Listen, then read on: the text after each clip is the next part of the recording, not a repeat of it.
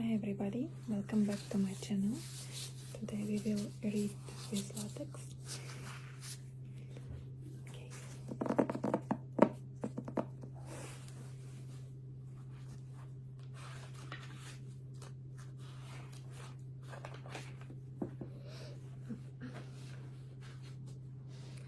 When I was quite young, my family had one of the first telephones in our neighborhood. I remember well the polished oak case fastened to the wall on the lower stair landing. The shiny receiver hung on the side of the box. I even remembered the number. I was too little to reach the telephone, but used to listen with functional when my mother talked into it. One of them lifted me up to speak to my father, who was away on business. Magic. Then I discovered that somewhere inside that wonderful device lived an amazing person. His name was Information, please. And there was nothing that she did not know. My mother could ask her for anybody's number, and when our clock ran down, Information, please, immediately supplied the correct time. My first personal experience with this gene in the reserve came one day while my mother was visiting a neighbor. Amusing myself at the tool bench in the basement, I whacked my finger with a hat. The pain was terrible, but there didn't seem to be of much use crying because there was no one home to offer sympathy. I walked around the house, sucking my dropping finger, finally arriving at the stairway, the telephone. Quickly I ran for the footstool in the parlor and dragged it to the landing. Climbing up, I unhooked the receiver and held it to my ear. Information, please, I said into the mouthpiece just above my head. A click or two, and a small clear voice spoke into my ear. Information. I heard my finger. I walled into the phone. The tears came readily.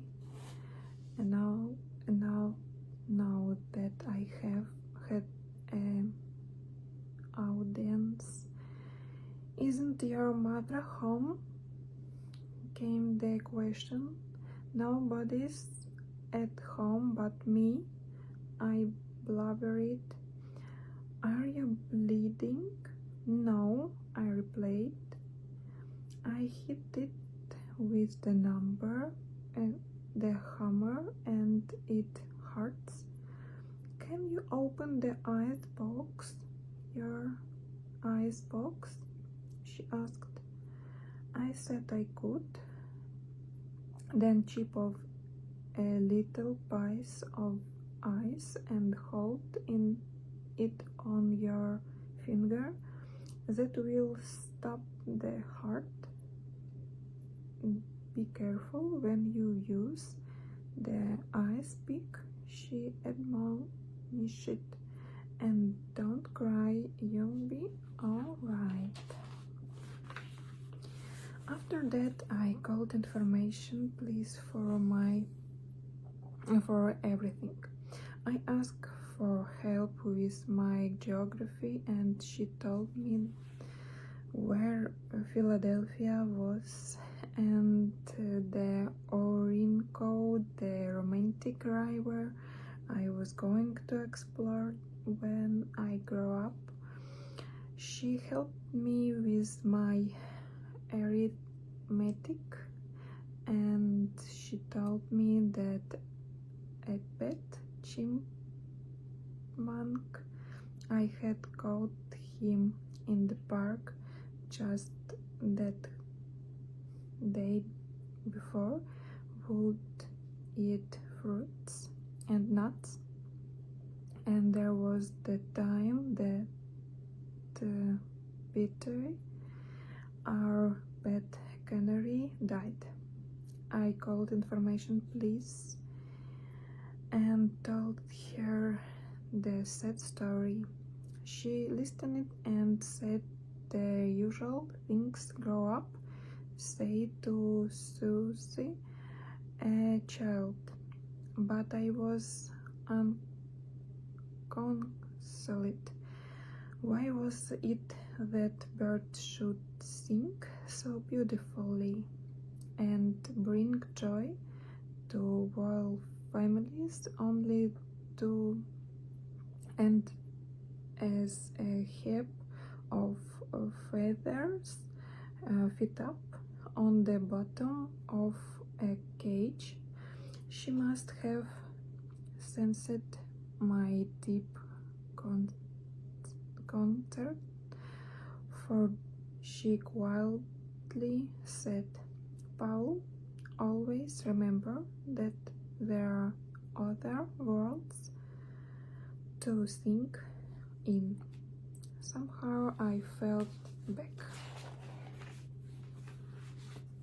Another day I was at the telephone. Information, said the now familiar voice.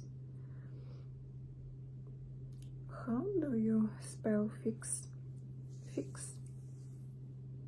At that instant, my sister, who took unholy joy in scaring me, jumped off the stairs at me with a banshee shriek. Yeah, I fell off the stool, pulling the receiver out of the box but by its roots. We were both terrified. Information please was no longer there, and I was not at all sure that I hadn't heard her when I pulled the receiver out. Minutes later, there was a man on the porch. I'm a telephone repairman. I was working down the street, and the operator said there might be some trouble at this number. He reached for the receiver in my hand. What happened? I told him. Well, we can fix that in a minute or two. He opened the telephone box, exposing a maze of wires and coils, and fiddled for a while with the end of the receiver cord